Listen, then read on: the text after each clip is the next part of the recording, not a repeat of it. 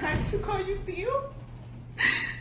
Or was that something I was only supposed to call you when you raped me? Because you said it sounded so hot. Does it still sound sexy? As you remember it? Hearing me say it now in this courtroom? You knew me personally since the day I was born. You held me as a baby and watched me crawl around the room. You watched me grow up. You were supposed to protect me and care for me. You saw how I accepted your anointment as I grew up and knew how faithful I was to your so-called election. You saw how much I loved your spirituality and received you in my life as a new leader, a new man of God. Once you were chosen to be the successor, you saw my undying commitment and love for you and chose to take advantage of it in the most sickening ways imaginable. You chose to violate my innocence and steal my virginity.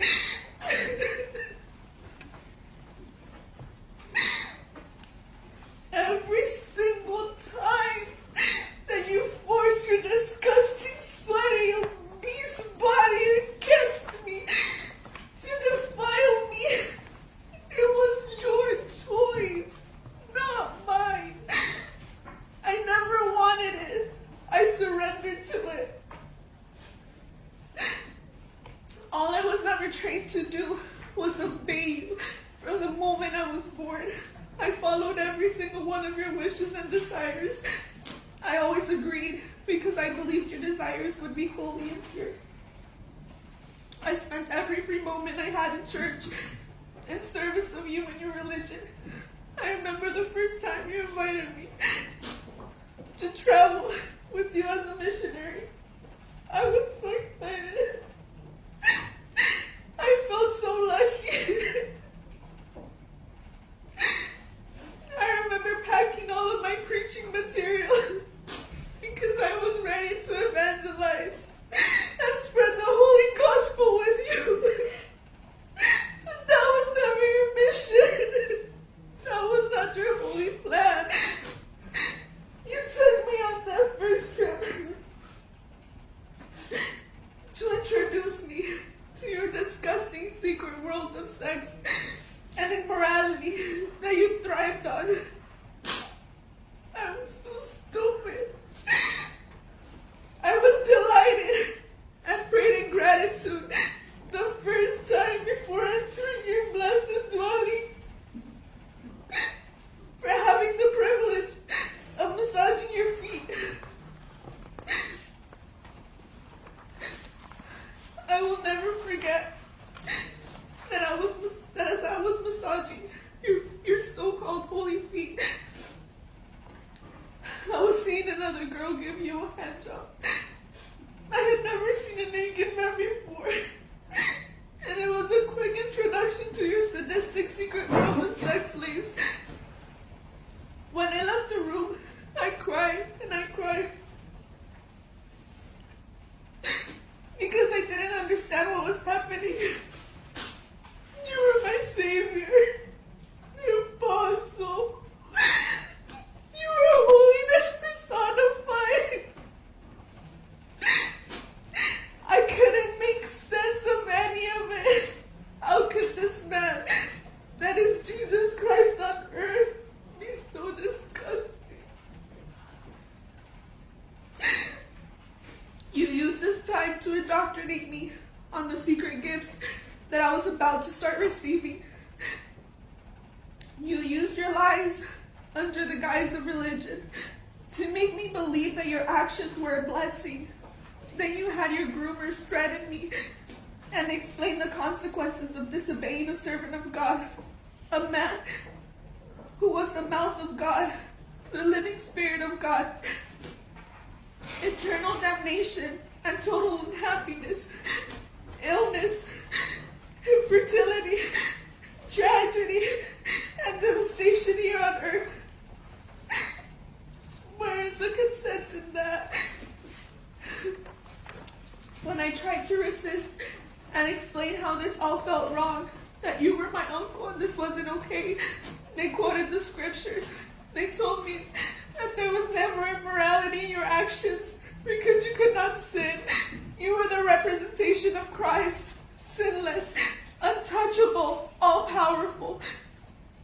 They told me that I needed to pray harder, to believe more, that my doubt was a sign that I didn't trust in you and didn't have enough faith. You and your groomers made me feel like I was the broken one, that I was the crazy one, and that I just had to try harder to trust. I had no way out. You didn't just break me over and over again. You were evil and merciless. I went from being an innocent virgin to experiencing the most vile and revolting treatment ever.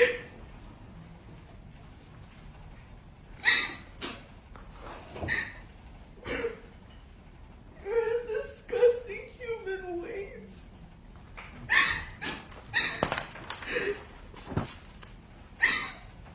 Do you remember how you enjoyed choking me until I threw up? And then after, they kept apologizing over and over while cleaning up my own vomit. Do you remember that time you were sodomizing me and I cried and begged you to stop thrusting because I was in so much pain? Remember how much you and your accomplices laughed at me as I was crying and screaming? Do you remember how you ordered them to hold me down so I wouldn't resist? Do you remember how much blood there was? How you kept going even more savagely? Do you remember telling me you wouldn't stop until I stopped screaming? I bled for days and days after that. Do you remember when you wanted me?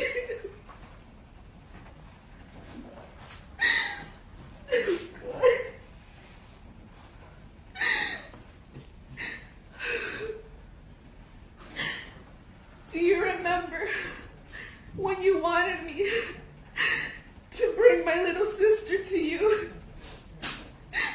so that you could violate her too? I told you she's only 14. Do you remember what you said to me? Do you remember saying that I should have brought her to you sooner?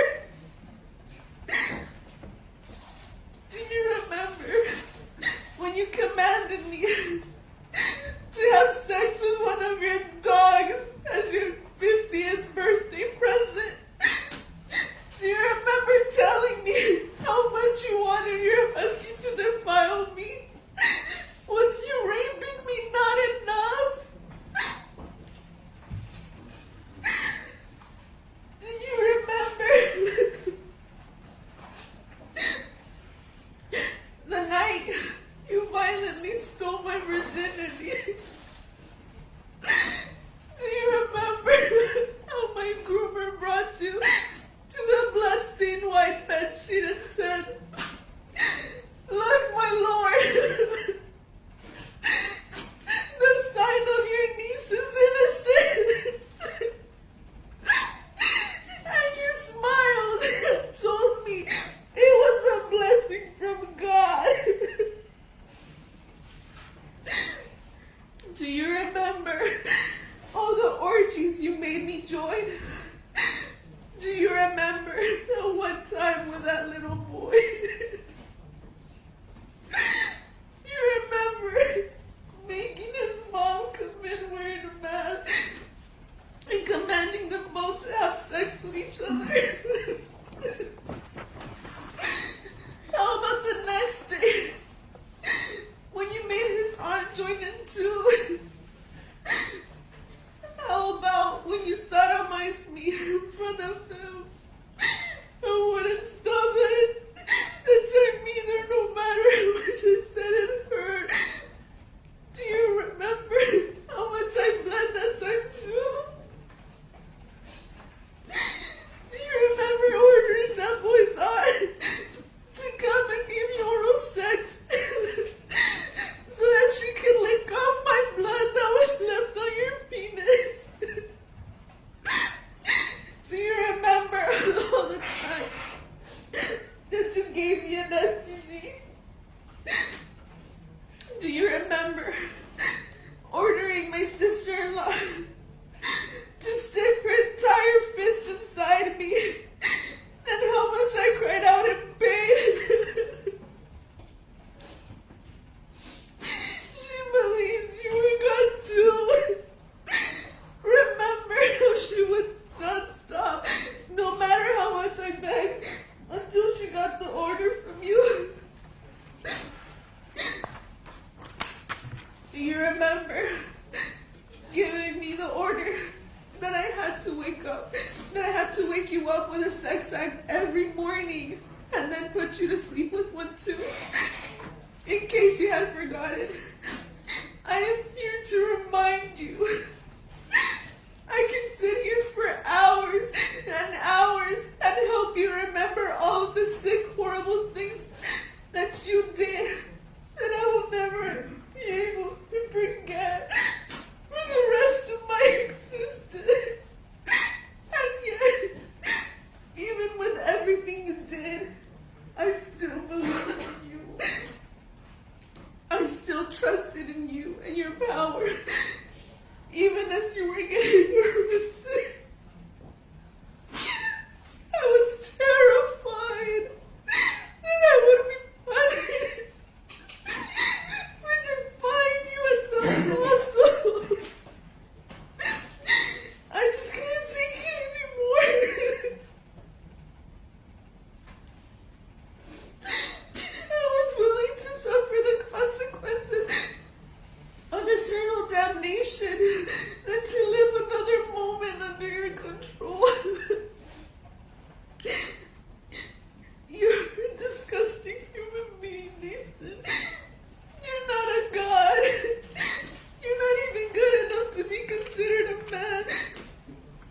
You're worse than an animal.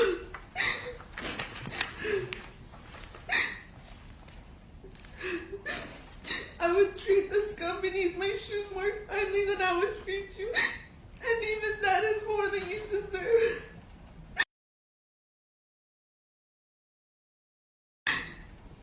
You took everything from me. You manipulated millions of people and took advantage of them for your own perverted interests. You have broken my faith in God, in man, and in myself. I struggle to trust everyone and everything. You took away my youth and my innocence. Me and my family have been getting death threats for the past 3 years because of you. And I live in fear because of you. You have uprooted me and my family and disrupted my very existence. I struggle to understand how there can be so much evil in the world, and the only evil I see is you. Your Honor, I was standing in the audience this past Friday as Naason pled guilty under oath and acknowledged that he had committed sexual abuse against the Jane Does. Your Honor, Naason is a liar. He lied to me. He lied to my fellow Jane Does. And he lied when he represented that he acknowledged his guilt while standing in your courtroom. Your Honor, La Luz del Mundo is Naason's church. They are his representatives and his servants on earth. As I was in the hospital, going into premature labor, Naason had his accomplices at the church deny his plea and deny his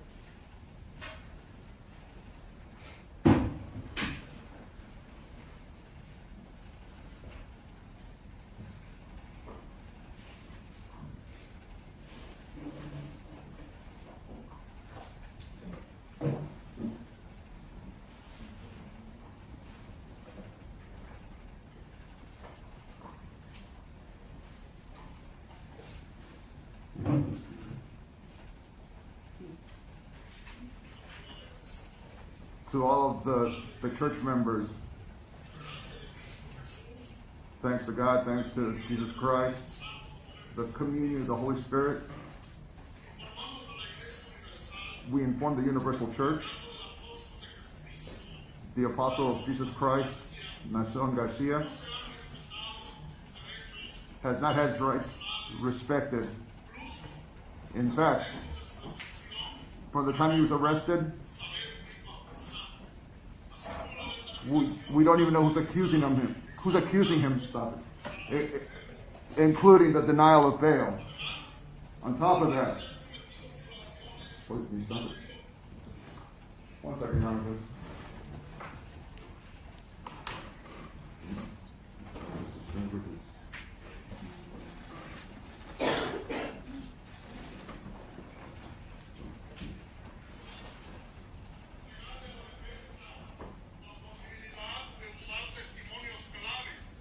Or the fact that the defense is denied from using key testimony,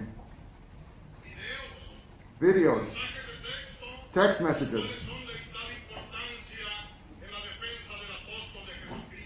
which are of vital importance in the defense of Christ's apostle. The same which were hidden for almost 3 years. And when the court finally had the chance to have this evidence, the court excluded them. All of them. So that they would not be used at the trial. Diminishing the capacity of the defense team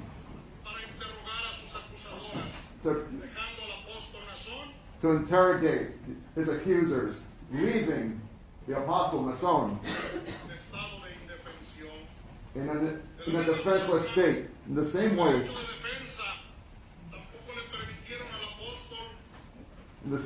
his right to defense, and in the same regards to his right to defense, the apostle, the defense was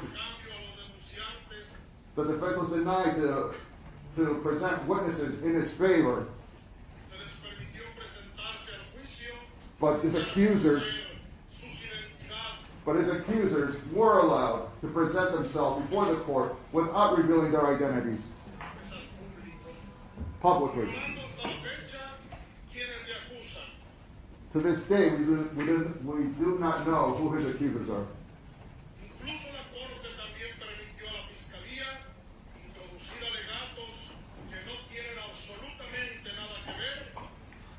The court, in fact, allowed the prosecution to present accusations which are meaningless, which are pointless in regards to this case. Because of all these conditions that I've just mentioned, and the fact of an unjust trial,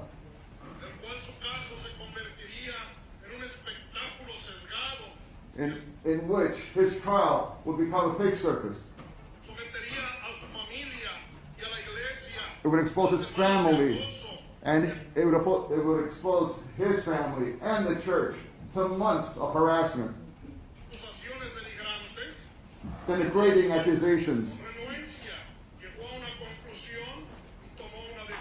The apostle, due to all this, reluctantly came to a decision.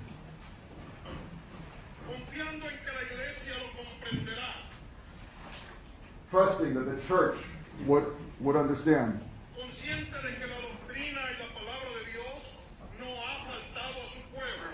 Conscious that the word and the doctrine of God has not been lost on his people.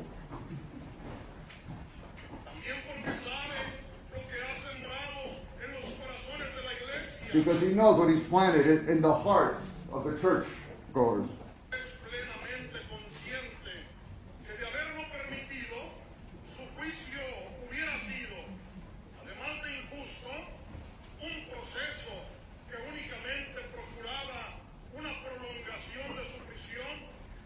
Knowing that, had it been permitted, his trial would have only, interpreter needs to repeat here, Your Honor.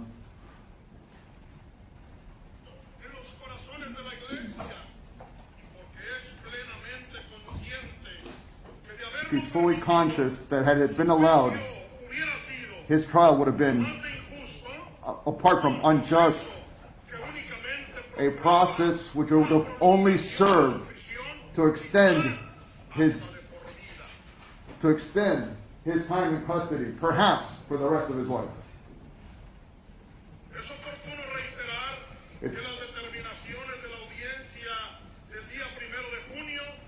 It's important to note that the hearing, which was conducted on June 1st,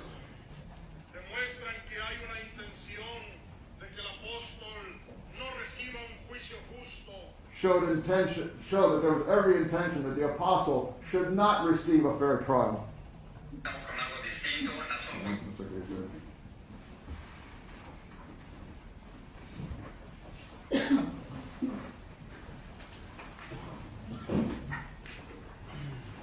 Your Honor,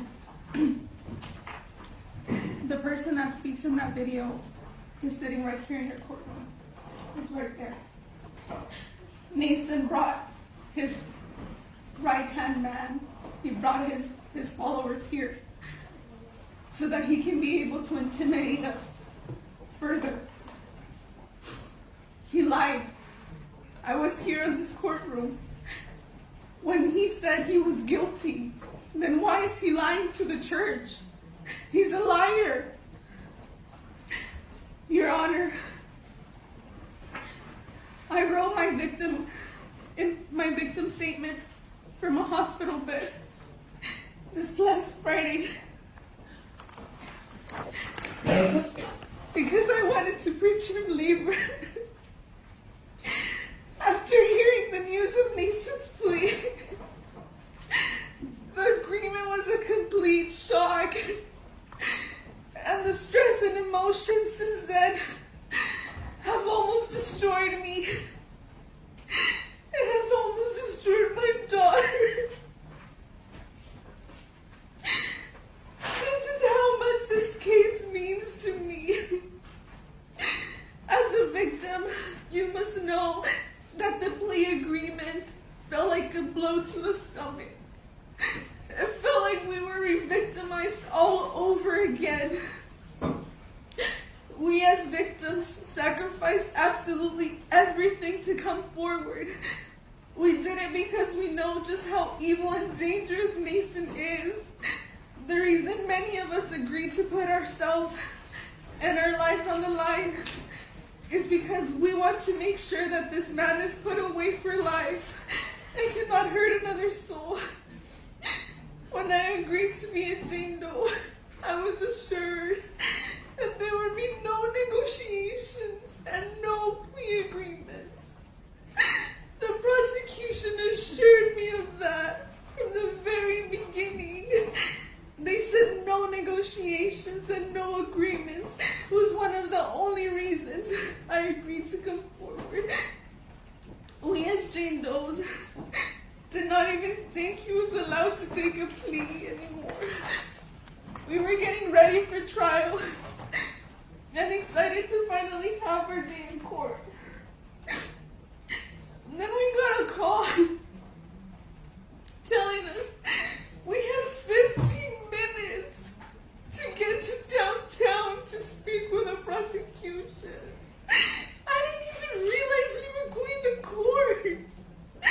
We felt like in an instant we were told, game over, thanks for participating.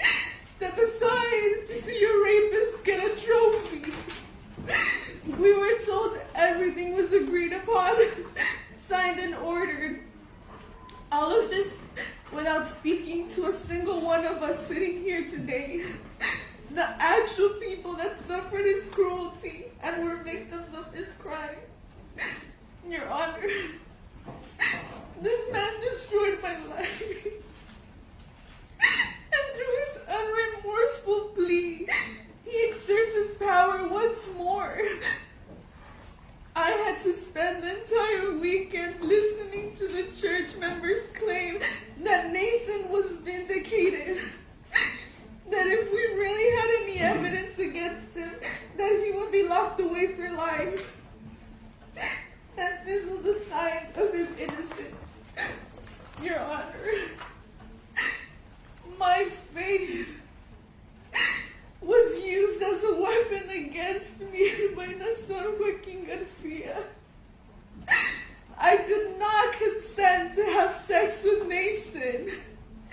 I was taught that my body had to be surrendered to Naason for my salvation.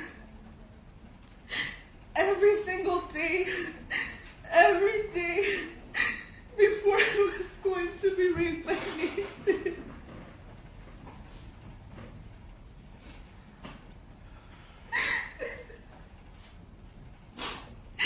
I would kneel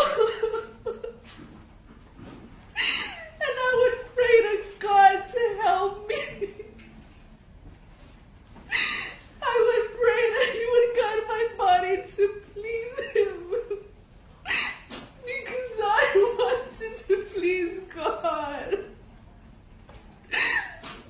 And then every single day after I was raped, I would pray again and ask God to accept the sacrifice I had endured for Him. Without fail, I believe with all of my heart and my faith that this was for God. It was the only reason why I did it. Naason's abuse started 7 years ago and has destroyed me ever since. He stole everything that meant the most to me. I have been disowned by my family. I have lost the community that I was born into.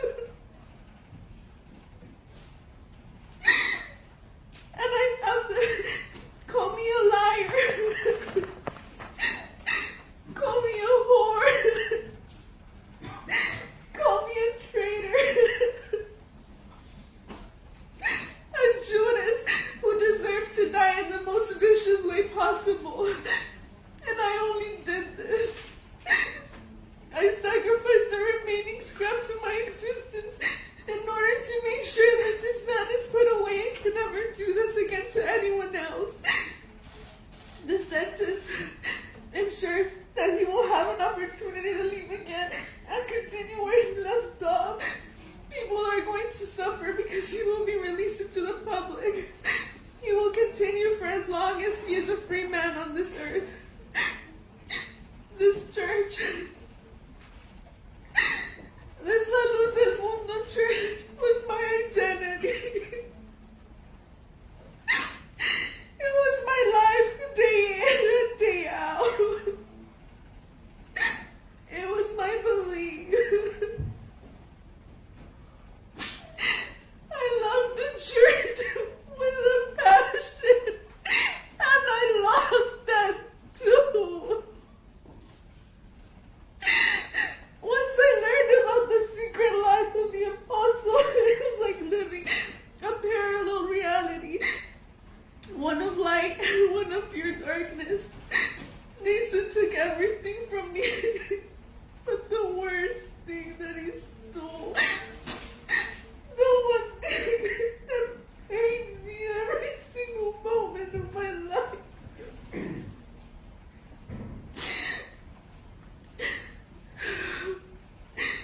is that the man sitting before you in an orange jumpsuit, he stole my faith. And he stole my belief in God. My faith was the only thing that I embraced during my abuse, and that prevented me from killing myself. He has now robbed me of that too. The mention of God is now a reminder of my abuse and all the pain I have endured. My trust in God was forever broken by this man because he claimed to be God, and then he raped me. Your Honor,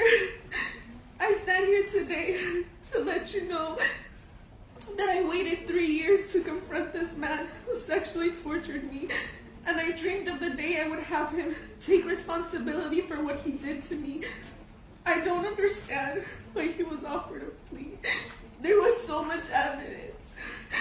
There are 5 of us sitting in this court and countless others on the outside, all with the same stories, the same trauma, the same villain. He had so many devices with child pornography, the pictures, the videos, our testimonies. How wasn't that enough?